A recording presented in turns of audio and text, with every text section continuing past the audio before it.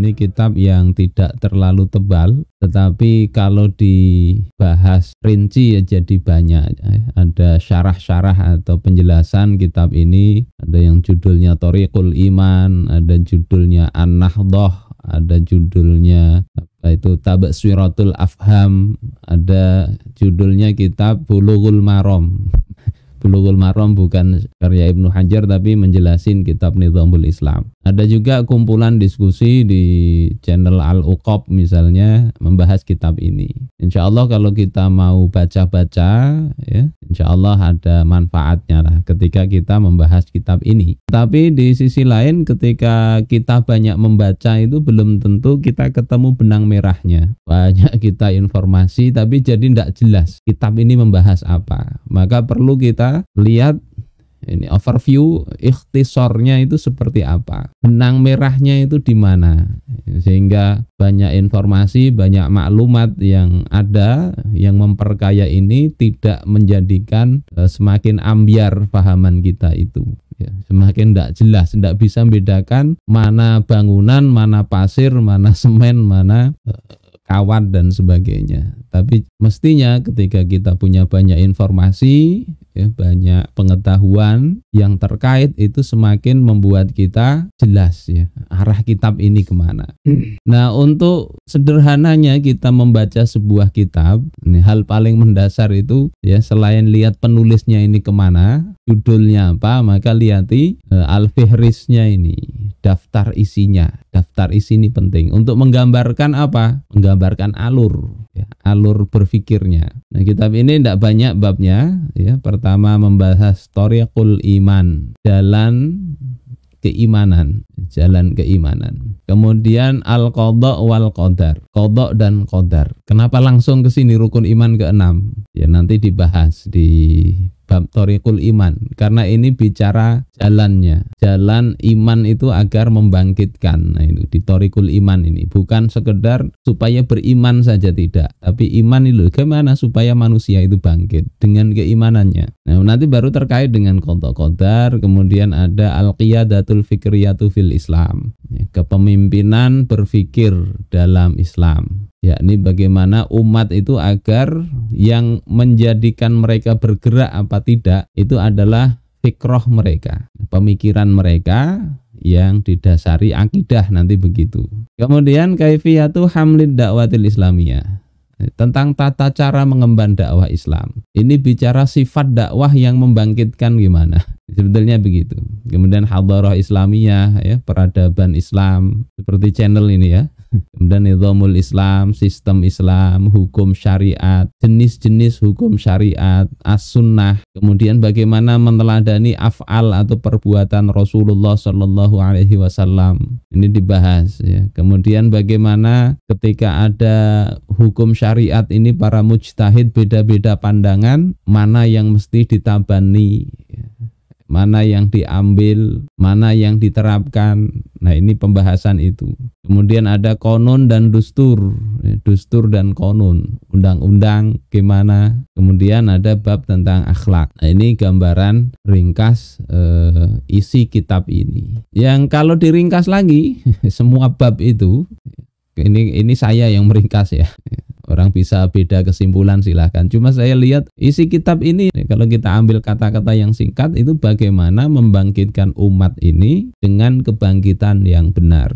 Selain ini bisa bangkit, bisa. Tapi untuk yang benar, yang sahih ya, tentunya perlu jalan yang benar pula.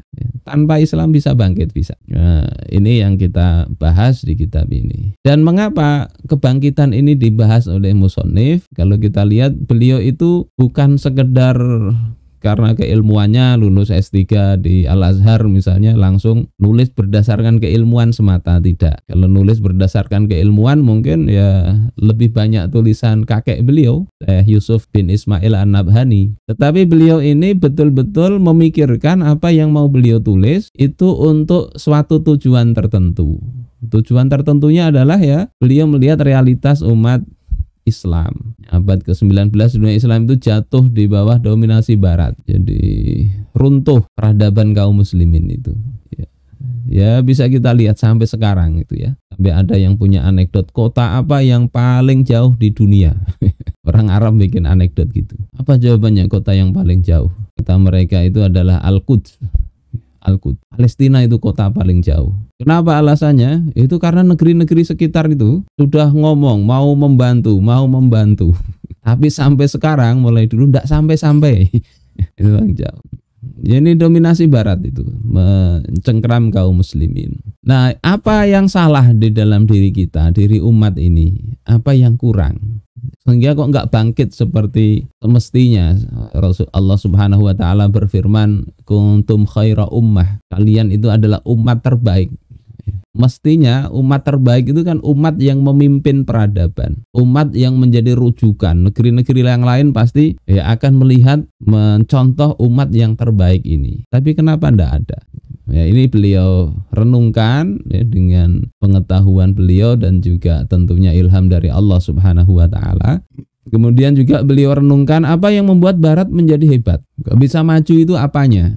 Tidak bisa dipungkiri bahwasanya memang negeri Barat kayak Amerika itu negeri yang bangkit. Bangkit itu kita nanti bahas secara detail apa ya. Jadi Barat begitu. Kemudian kaum muslimin sebagian sudah mencontoh Barat ya. Bahkan undang-undang yang awalnya Islam mereka buang. Kayak Turki misalnya. Awalnya pakai Islam, dibuang, nyontoh Barat. Apakah maju? Ternyata kok enggak. Mesir dulu begitu juga, enggak maju. Negeri-negeri kaum muslimin enggak mau pakai Islam lagi. Kok masih tertinggal dari Barat? Berarti kan bukan realitas yang kita lihat sekarang ini, yang kaum muslimin mencontoh sisi itu. Tapi ada sisi lain yang itu menjadikan Barat maju dan mestinya menjadikan kaum muslimin bisa bangkit pula dengan sisi itu tanpa harus ketinggalan identitas Islamnya. Bahkan identitas Islam itu menjadi nilai tambah yang menjadikan kebangkitan kaum muslimin itu menjadi kebangkitan yang sahih, yang benar, tidak kebangkitan yang timpang seperti di negeri-negeri Barat sana. Nah, sisi itu, sisi apa yang bisa membangkitkan Barat dan membangkitkan manusia pada umumnya, ini yang ingin dijelaskan di dalam bab pertama kitab ini, yakni Thoriqul Iman. Jadi kalau bicara Thoriqul Iman di bab ini bukan sekedar ya iman itu kan mudah sudah dipelajari mulai SD. Tidak sekedar itu, tapi di bab ini latar belakangnya adalah kemunduran ini. Ingin jelaskan sisi keimanan itu bisa membangkitkan dengan justru kebangkitan yang lebih hebat daripada di Barat, yakni kebangkitan yang tidak meninggalkan sisi spiritual. Nah, ini padahal Umar bin Khattab radhiyallahu anhu itu kan mengatakan di dalam kitabnya Imam Al-Hakim di Al-Mustadrak, inna kunna adzalla qaumin. Kita sesungguhnya dulu adalah umat yang hina. Fa'azzanallahu bil Islam. Allah kemudian memuliakan kita dengan Islam. Fa mahma natlubul izzah bi ghairi ma a'azzanallahu bih. Bagaimanapun juga kita ini mencari kemuliaan dengan selain apa yang telah Allah muliakan kita ini, adzallanallah, maka justru Allah akan menghinakan kita. Pertanyaannya, kita ini kan masih umat Islam. Ini umat Islam, umatnya baginda Rasulullah Sallallahu Alaihi Wasallam. Tetapi kenapa ya, ada sisi yang perlu kita perbaiki supaya kok kondisi kita ini ya dalam kehidupan di dunia ini tidak sebagaimana yang tergambar di sini. Kalau pakai Islam akan mulia, ya, akan jadi pemimpin umat-umat yang lain. Nah, tidak lain dan tidak bukan nanti kita bahas di bab ini ya. Pertama ini bicara Thoriqul Iman. Bab ini sebetulnya kalau kita ambil clue atau kata kuncinya ya, itu adalah bahwasanya bangkitnya manusia itu tergantung dengan pemikirannya. Aspek berpikir inilah yang akan menjadikan manusia itu bangkit. Tidak peduli dia itu muslim apa tidak. Kemudian Islam itu menjadikan manusia itu akan bangkit dengan kebangkitan yang benar itu. Jadi poinnya di sini ini bicara manusia secara umum ya, bicara manusia secara umum. Kemudian bab kedua, ya, qadha qadar ini kalau kita kaitkan dengan bab pertama, ya kalau kita nulis sebuah kitab itu kan mestinya ada angkutannya. Kenapa ini letakkan kita di sini? Kenapa setelah ini bab ini? Mesti ada rasionalitasnya. Kenapa bahas qadha qadar? Karena apa? Manusia itu meskipun pemikirannya itu sudah bangkit, tetapi kalau salah satu sisi ini yakni bahasan tentang qadha qadar ini tidak tepat, maka mereka tidak akan mau melakukan upaya. Sehingga kalau kita lihat kaitkan dengan bab pertama, qadha qadar ini ingin menjelaskan bahwasanya manusia itu mau memilih jalan kebangkitan apa tidak, itu Allah beri pilihan. Kamu lakukan ini akan bangkit, kamu lakukan yang ini akan makin terperosok, kamu diam saja digiles oleh perkembangan zaman. Jadi qadha qadar kita ambil clue-nya ya, bangkit itu pilihan. Manusia itu bangkit karena pikiran mau bangkit apa enggak, dia pilih jalan mana, itu Allah kasih pilihan, enggak dipaksa. Enggak dipaksa. Kemudian baru menginjak bagian ketiga, bab ketiga. Kalau bab pertama dan kedua ini masih bicara manusia, tapi bab ketiga ini bicara umat sudah. Karena kita bukan sekedar ingin pribadi-pribadi yang bangkit, tapi umat ini lo bangkit. Nah, untuk bangkit umat itu perlu ikatan, perlu sistem. Ya. Nah, ini dibahas di sini. Ikatan apa yang bisa membangkitkan umat? Gimana itu ikatan bisa membangkitkan? Apa buktinya? Ya, ini kaitannya nanti dengan Islam. Ini Thariqul Iman ini, pemikiran yang dimaksud di sini adalah pemikiran akidah Islam itu. Qadha qadar nanti ya dibahas di situ. Terus setelah ini umat punya ikatan yang benar, ya. Orangnya sudah beres per orang, ya. Punya keinginan bangkit, punya keinginan berubah, ingin melakukan jalan itu. Terus mereka terikat dengan ikatan yang benar, yang mereka sama-sama ingin berjuang, ya. Kemudian ingin mewujudkan umat yang terikat dengan ikatan yang sama itu. Ini sudah benar. Terus bagaimana menyampaikan itu?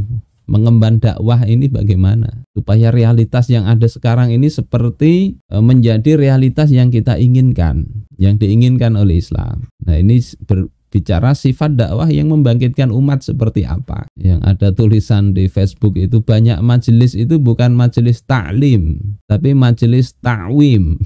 Majelis-majelis yang menjadikan masyarakat agar puas dengan keawamannya, bukan menjadikan majelis yang masyarakat menjadi terdidik. Nah, dakwah bagaimana? Dakwah yang membangkitkan ini. Umat itu ketika terkena, ya, terpapar dengan dakwah ini, dia meningkat dari kelas awam mungkin menjadi muqallid muttabi, ya. Dari muqallid muttabi meningkat terus menjadi seorang yang berpikir bagaimana Islam itu bukan hanya mengatur dirinya tapi mengatur kehidupan masyarakat.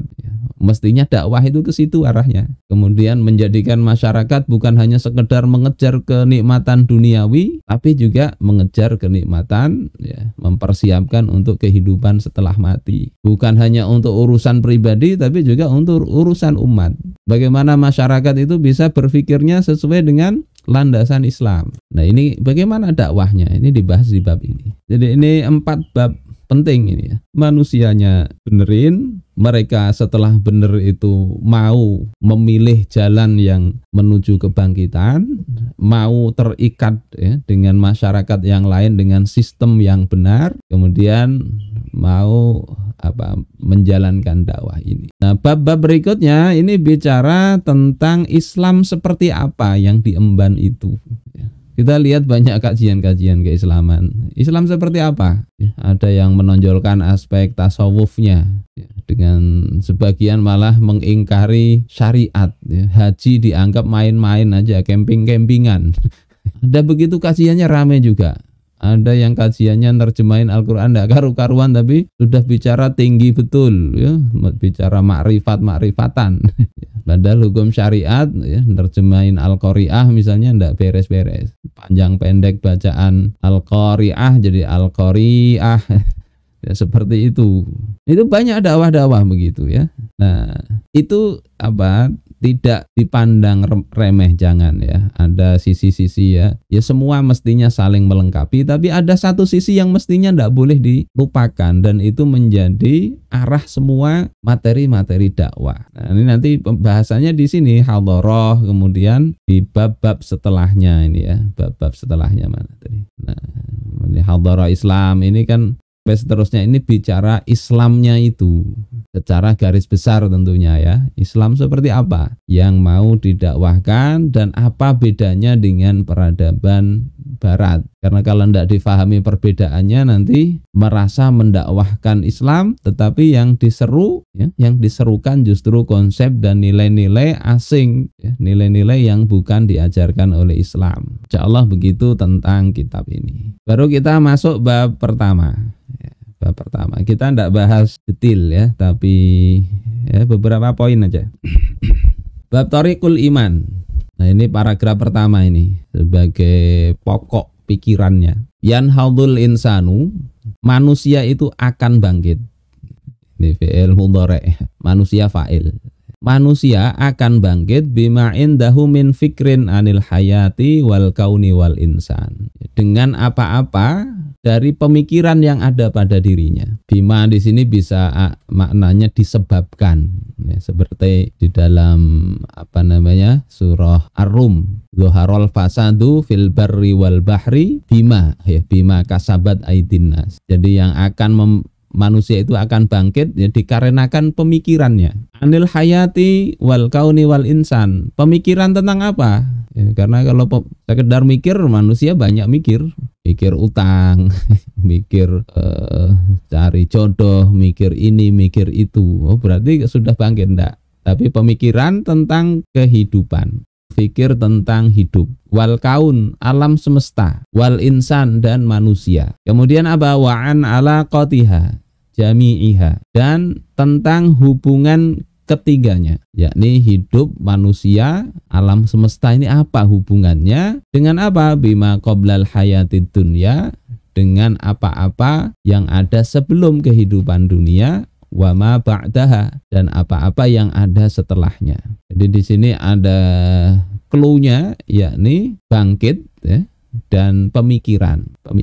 Jadi kebangkitan manusia ya karena pemikiran apa tentang ini, nanti kita urai. Terus bagian kedua dari paragraf pertama ini bicara perubahan. Ini bukan kampanye paslon ya, tapi ini memang kitabnya ini bicara perubahan. Fakana la budda min taghyiri fikril insanil hadir, maka mestilah untuk mengubah pemikiran manusia sekarang ini, taghyiran asasian syamilan, dengan perubahan yang sifatnya mendasar dan menyeluruh. Ya, kalau ingin bangkit tadi harus ada taghyir, ya, perubahan pemikiran, bukan perubahan sekedar jargon perubahan, tapi memang berfikirnya secara mendasar dan menyeluruh harus diubah. Kemudian wa ijadi fikrin akhar lahu hatta yanhadha, setelah diubah, dibentuk, diwujudkan pemikiran lain hingga dia akan bangkit. Li'annal fikra huwa alladhi yujidul mafahima anil asya, karena pemikiranlah yang akan mewujudkan mafahim, pemahaman, persepsi tentang segala sesuatu. Wa yurakkizu hadhil mafahim, dan akan memusatkan atau menguatkan mafahim ini. Ya, saya kasih warna merah ini poin-poinnya nanti ya, kita bahas satu-satu. Kemudian wal insanu yukayyifu sulukahu fil hayati, dan manusia itu akan membentuk perilakunya di dalam kehidupan ini bihasabi mafahimihi anha, sesuai dengan mafahim dia tentang kehidupan itu. Perilaku manusia dalam hidup itu dibangun oleh pemahaman dia tentang kehidupan itu. Pemahaman itu akan terbentuk dipengaruhi oleh berfikirnya dia, sehingga nanti bangkitnya orang itu ya karena pemikiran. Pemikiran membentuk pemahaman, pemahaman membentuk perilaku. Gitu. Insya Allah runutannya kitab ini di bab 1 paragraf pertama bagian awal ini. Nah, kita bicara mulai kita ulik satu-satu ini ya.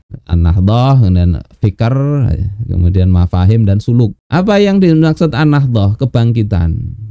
Kenapa di sini dikatakan manusia akan bangkit dikarenakan pemikirannya? Ini kalau kita baca kan mungkin kita bertanya-tanya, bukankah kebangkitan itu misalnya sebagian mengatakan karena ekonomi harus bangkit, pendidikan harus bangkit. Kita jadi macan Asia yang dibangun apa misalnya militer dan sebagainya, teknologi. Apakah itu? Kenapa bukan itu ya. Bukan ekonomi, bukan militer, bukan teknologi dan sebagainya. Nah, kita bicara kebangkitan yang dimaksud apa? Secara umum paling mudah itu ada di kitab An-Nahdhah, tulisan Hafidz Shalih ya. Hafidz Shalih halaman 13 mengatakan, An-Nahdhah ya intiqalu ummatin au sya'bin au fardin. An-Nahdhah, kebangkitan itu adalah perubahan atau perpindahan suatu umat atau bangsa atau individu. Nah, yang dibahas nanti di bab 1 itu baru level al-insan, ya, manusia. Tapi itu bisa umat yang bangkit, bangsa maupun fard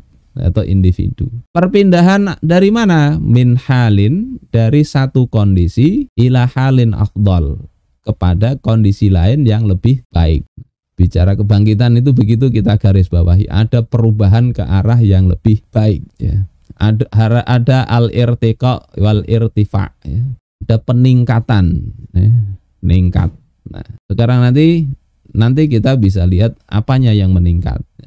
Al-irtiqa itu meningkat ya, karena di dalam kitab yang lain ungkapan Syekh Taqiyuddin An-Nabhani mengatakan An-Nahdhah itu adalah irtifa'ul fikr, tingginya taraf berpikir. Jadi kita fokus ke situ saja. Bicara perubahan itu meningkatkan taraf berpikir. Yang dimaksud peningkatan al-irtiqai itu huwa alladzi yasiru min aliyyin ila a'la. Adalah yang berjalan dari satu tempat yang tinggi menuju yang lebih tinggi lagi, dari satu kemuliaan menuju yang lebih mulia lagi. Itu irtiqai ya, seperti itu. Fahuwa yasiru bisyaklin daimin fi tariqin tasa'udiyyin. Maka dia akan berjalan secara tetap ya, secara konstan ya, di dalam jalan yang senantiasa menanjak. Itu bangkit tuh gitu, naik ya. Wa dzalika laisa bil kasrah wal qillah ya. Jalan menanjak itu bukan terkait dengan banyak atau sedikitnya, bukan banyak sedikit. Kalau kita bicara meningkat dihitung secara kuantitas saja, maka dakwah Rasul itu awalnya itu menurun terus. Waktu di Makkah itu ya, ada pertambahan deket-deket, apalagi pasca Isra Mi'raj itu ya, malah menurun jumlahnya. Tapi bukan berarti dakwahnya tidak bangkit. Bal bitafahumi wa ta'siri wa wuduhir ru'yati wa isbatil wujudi wa sayri quduman nahwa ma huwa a'la ma huwa fi. Tetapi jalan menanjak itu adalah terkait apa? Bukan dengan memperbanyak sesuatu, tapi dengan tafahum wa ta'sir, dengan pemahaman bagaimana orang semakin paham, wa ta'sir dan pengaruh. Kemudian wuduhir ru'yah, kejelasan visi, makin jelas berarti makin bagus, makin paham, makin berpengaruh pada dirinya, makin jelas pandangannya. Wa isbatil wujud, kemudian dia makin bisa mengokohkan yang ada, eksistensi Allah Ta'ala misalnya, dia semakin yakin, semakin berpengaruh pada dirinya. Kemudian dia berjalan maju menuju apa yang lebih tinggi daripada posisi dia sebelumnya. Maka itu irtiqai, itu meningkat, itu begitu. Jadi bangkit itu ya begitu, ada perubahan yang naik terus dari sisi bukan banyak sedikit, tapi dari sisi ini. Pertanyaannya adalah mal asasul ladzi taqumu alaihi nahdhah. Apa asas yang berdiri di atas asas itu kebangkitan? Kalau mau membangkitkan tadi mungkin sudah kita sepakat ini mau lebih bagus, tapi apa dasarnya? Menyatakan lebih bagus apa tidak? Nah, ini yang penting dijelasin ketika kita membaca paragraf ini. Ini hal paling pokok juga. Dasarnya apa kebangkitan itu? Nah, kalau kita lihat ya, barang-barang ini apa yang membedakan? Ya, yang paling atas ini manusia, apakah semakin gemoy semakin meningkat? Semakin berat badannya tinggi semakin bagus orang ini. Apakah itu? Kemudian mobil ini apakah semakin kinclong apa enggak? Ini paling mendasar menilainya itu apa? Ini ada burung dara, ada burung perkutut. Apakah sama? Ini semua dasar di dalam menilai mana yang lebih baik. Nah, ini bisa kita bedakan. Untuk manusia itu tidak terletak pada seberapa banyak hartanya. Jadi kalau kita membangkitkan manusia bukan dengan cara ini bikin kaya. karena kaya belum tentu bangkit, belum tentu lebih baik. Sehingga kalau ini kita terapkan ke masyarakat, berarti bukan karena faktor ekonomi. Walaupun orang yang bangkit ya tidak bisa juga terlepas dari ekonomi, tapi dasar untuk menentukan ini bagus, ini ndak, ini bangkit, ini tidak, ini akan kita bikin maju dengan konsep ini apa ndak, itu bukan faktor ekonomi. Karena bukan itu penentu dasar manusia. Berat badan juga bukan. Supaya sehat semua, dilatih senam semua ya, karena bangkit ndaknya, bagus ndaknya manusia bukan di kesehatannya itu. Meskipun sehat itu penting ya. Bukan dihitung seberapa mulus kulitnya. Kalau kita bicara mebel mungkin ya mana yang paling bagus, kinclong itu yang paling bagus. Tapi kalau manusia ndak karena itu. Kemudian bukan seberapa gagah atau cantik fisiknya. Ini perbaikan keturunan supaya bagus ya, supaya yang cantik-cantik gitu. Bukan terletak di situ. Bukan juga seberapa merdu suaranya. Kalau ini burung perkutut ya, manusia itu bukan perkutut. Sehingga dinilai dari merdu ndaknya suara. Ini bukan itu. Namun manusia itu bangkit itu terlihat dari perilaku. Terlihat ya. Nanti perilaku ini berarti yang menjadi target utama perubahan itu di perilaku. Ngeceknya itu di perilaku mestinya. Sehingga kita kalau evaluasi itu lihat bukan sekedar paham ndak, tapi ini perilakunya berubah ndak. Kalau sekedar paham ya cukup jawab soal ya. Pinter dapat akidah akhlak 100 nilainya. Tapi sholat ndak dikerjakan, dia bisa berdusta, perilakunya begitu, maka itu tidak bangkit mestinya, tidak begitu. Sehingga kita bisa mereview ulang gimana sistem pendidikan sekarang ini juga, yang perilaku itu seolah-olah tidak jadi perhatian utama, tapi perhatian utamanya ya berapa mereka bisa menyerap pelajaran yang diberikan. Sementara dalam Islam tidak. Ini perilaku ini jadi hal utama. Jadi, makanya di dalam Al-Quran ada ayat itu bahwa fa'idha ra'aitahum tu'jibuka ajsamuhum. Kalau engkau melihat mereka, fisik mereka itu membuat engkau kagum. Wa iyaqulu tasma' liqaulihim. Kalau mereka ngomong, engkau menjadi mendengarkan perkataan mereka. Jadi fisiknya bagus, omongannya bagus. Tapi Allah katakan apa? Ka'annahum husyubum musannadah. Mereka itu seolah-olah kayu yang tersandar. Kelihatan kokoh, tapi dia itu begitu sandarannya ya, oleng, dia akan roboh. Jadi ini sifat-sifat orang munafik. Kelihatan bagus, omongannya bagus, tapi perilakunya enggak.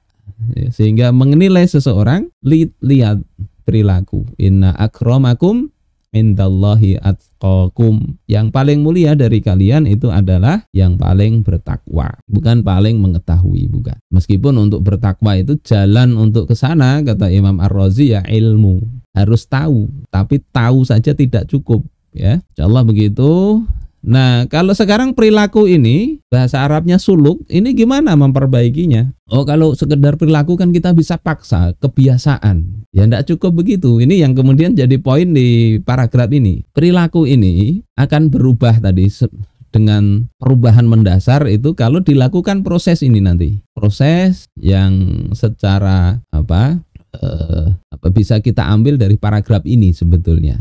Ya, walaupun tidak dijelaskan bagannya. Jadi perilaku ini kan kita manusia ini Allah beri kebutuhan jasmani dan naluri. Ada ingin makan, ada rasa lapar, ingin berkembang biak, ada dorongan seksual, ada keinginan untuk mentakdiskan sesuatu, gharizah atau naluri beragama dan sebagainya. Allah berikan itu. Fitrah manusia begitu. Dan fitrahnya juga ada dorongan pemenuhan. Manusia itu mau berperilaku karena ada dorongan ini. Ya. Kenapa bekerja? Kenapa Mas Faiz bekerja? Ya karena tadi mungkin ingin memberi makan anak istri. Kenapa anak istri perlu makan? Ya karena Allah ciptakan sebagai manusia. Seandainya anak istri tidak perlu makan, tidak perlu ini, sudah pinter semua, ngapain juga berperilaku bekerja? Ya, kita nggak perlu makan, nggak perlu ini, ya, tinggal aktivitas yang lain. Maka ada perilaku atau suluk ini karena ada dorongan pemenuhan kebutuhan jasmani maupun naluri tadi. Ya, Allah bikin itu. Kemudian ketika ada dorongan pemenuhan, saya ini harus bekerja, saya ini harus, rasanya kok ingin perempuan ya untuk berkembang biak, ya, ada dorongan seksual dan sebagainya. Dari situ manusia kan berpikir, Allah bekali dengan kal. Ya. Yang ini tidak dibekali hewan, ya. Hewan tidak diberikan itu, tapi manusia dikasih kemampuan berpikir. Nah ini yang tadi ya. Bima indahu min fikrin tadi. Perilaku itu nanti ya karena pemikirannya ya. Bangkitnya manusia dilihat dari perilakunya. Perilaku ini ada kaitan dengan pemikiran. Dia ada keinginan untuk bekerja, dia berpikir ini kerja apa. Dia ingin perempuan, dia berpikir ini yang cocok seperti apa. Nah berpikir sendiri ini kan sudah kita bahas di bahasan yang lain. Mesti ada 4 unsur di sini yang terpenuhi. Kalau ndak ini terpenuhi, salah satunya itu bisa jadi menghayal. Ada fakta yang terindra. Oh lihat itu ada kerjaan gajinya besar. Apa? Oh, jualan narkoba misalnya. Ya, ini fakta yang terindra begitu. Oh, ada perempuan cantik. Ya, dilihat itu dulu. Fakta yang terindra. Terus indranya berfungsi. Karena ada yang tadi kalau ndak berfungsi indranya ya dia ndak bisa mengaitkan nanti fakta itu dengan apa yang dia inginkan, apakah bisa memenuhi kebutuhan apa ndak. Kemudian ada otak yang sehat, kemudian ada informasi sebelumnya tentang fakta ini. Kalau ndak ada informasi maka ya, nggak bisa berpikir itu. Kasih tulisan Jepang bahasa petunjuknya. Ya dia ndak pernah baca Jepang, bahasa Jepang ndak pernah belajar huruf itu. Maka sepintar apapun dia ndak akan bisa memahami itu.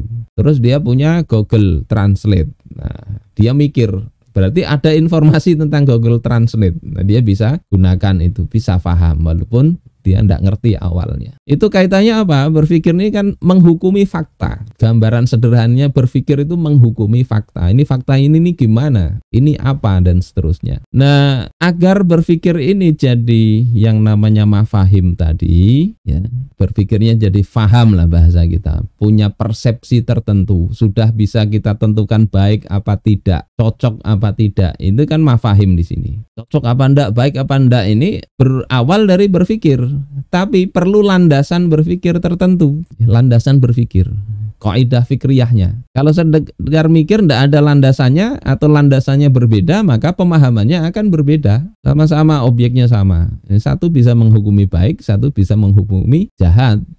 Baik dan jahat nanti berpengaruh ke perilaku. Dia itu sikapnya akan berbeda dengan antara satu dengan yang lain. Dipengaruhi dari mana? Landasan berpikirnya. Tapi mikir mesti. Dari mafahim ini ya, setelah dia faham, maka akan muncul namanya muyul. Jamak dari mailun, artinya kecondongan. Ya, dia perlu sesuatu, berpikir, dapat. Ya, kemudian ini baik apa enggak, ini sebetulnya gajinya tinggi, seneng saya ini, sebetulnya begitu, cuma kemudian landasan pikirannya gimana, wah enggak peduli halal haram, yang penting nanti kan bisa tobat. Akhirnya kecenderungannya ini boleh, senang itu, walaupun enggak bagus-bagus amat tapi masih boleh, darurat. Akhirnya dia muncul perilakunya sesuai dengan pahaman dia, mafahim dia. Jadi ketika mikirnya beda, perilakunya akan berbeda. Ini konsep umumnya orang berperilaku itu begitu.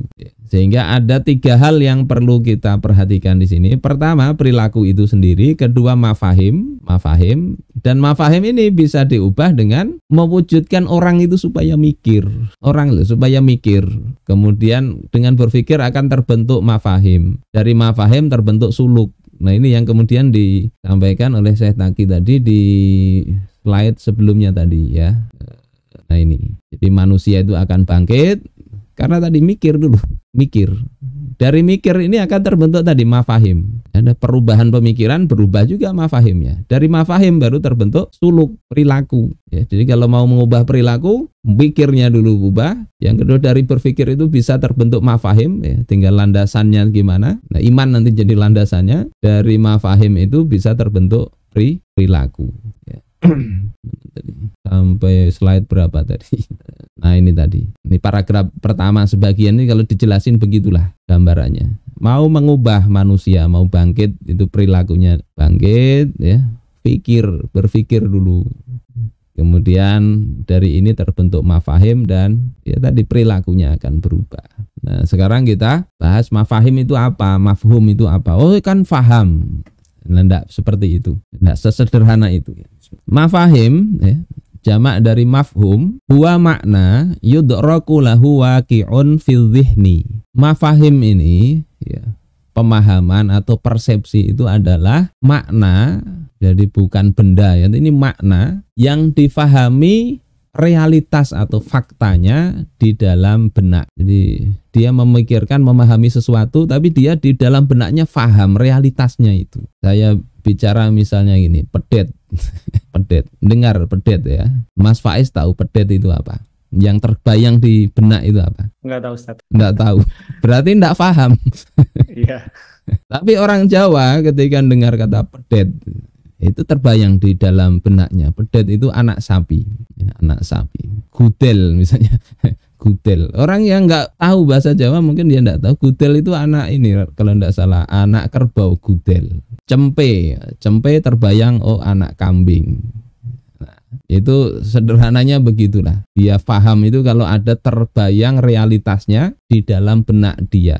Ngajari anak keliling lingkaran sama dengan 2 kali pi kali jari-jari. Yang mana yang dimaksud keliling lingkaran? Itu nanti ketahuan. Kalau ndak paham itu suruh ngitung. Ini loh roda ini berapa dari sini ke sini nih, panjangnya berapa. Kalau ndak ngerti berarti ndak paham. Tahu hafal keliling lingkaran rumusnya itu.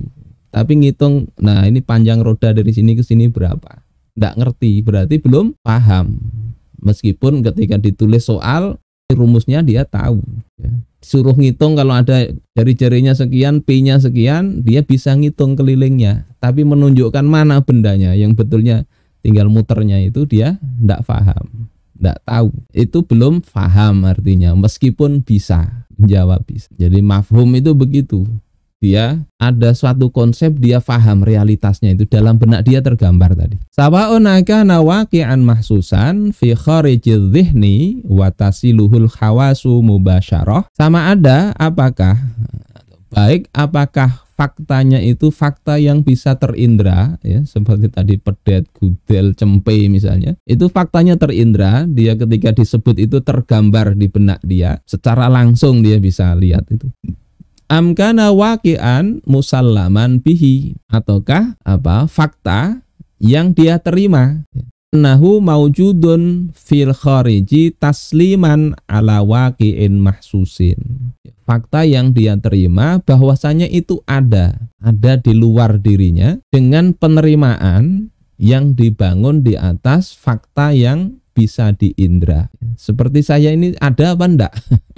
Ini kan tidak melihat nih wujud saya ini, tapi ada di layar dengan semua. Oh, berarti itu ada. Bentuknya ya kurang lebih begini.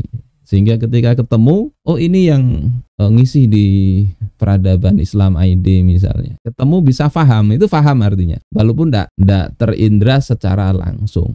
Ini ada listrik enggak? Listrik ada apa enggak? Ya kita enggak tahu dari sisi gimana bentuk listrik itu, arusnya enggak tahu kita. Ya, kalau digambarkan plus-plus ini, kemudian ini main misalnya ya. Apakah begitu? Enggak ada yang bisa mengetahui itu. Oh ini arus positifnya, ini arus negatif. Ada arus listriknya. Kita lihat di mana arus listriknya, enggak kelihatan. Di kabel itu mana yang beraliran apa enggak kelihatan. Tapi kita menerima itu ada listriknya dengan fakta yang terindra, yakni ketika dipegang nyetrum.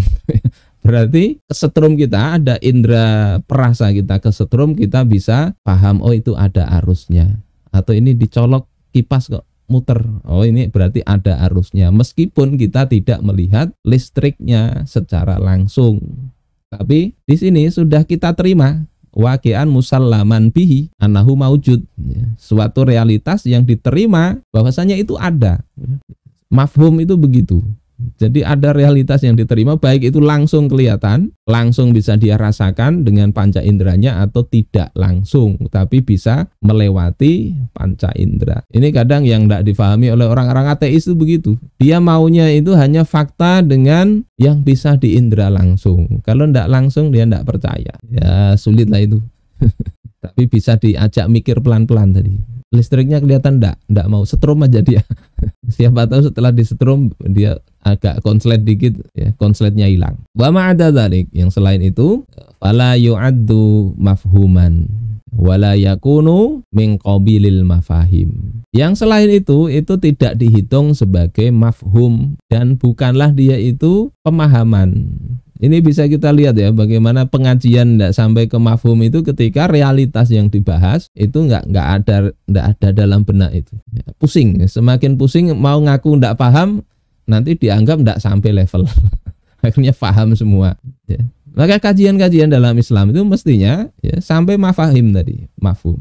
Jadi kalau ndak tergambar realitasnya belum itu. Wa innama huwa mujarradu ma'lumat au taswirat, tasawwurat khati'ah. Tetapi dia ya sekedar informasi atau gambaran-gambaran yang keliru.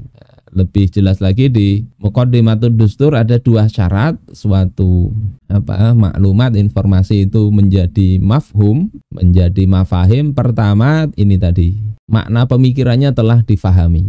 Realitasnya itu loh, baik itu terindra langsung apa tidak. Yang kedua harus ada tasdik bil fikrah, membenarkan, itu baru faham. Dia bisa menjangkau itu tapi tidak benarkan, itu tidak faham. Tidak faham. Makanya Allah katakan walakinnal munafiqina la yafqahun. Tetapi orang munafik itu tidak paham, mereka nggak ngerti. Padahal sebetulnya kan ngerti, ini Rasul ini sudah ya mukjizat ketahuan, ya, tahu itu. Abu Jahal itu ngerti, tapi dikatakan la yafqahun, nggak ngerti. Karena apa? Ndak ada tasdik bil fikrah yang sebetulnya cetoy-loy-loy ya, jelas sekali di dalam pahaman dia, mestinya diterima itu, tapi ndak mau menerima.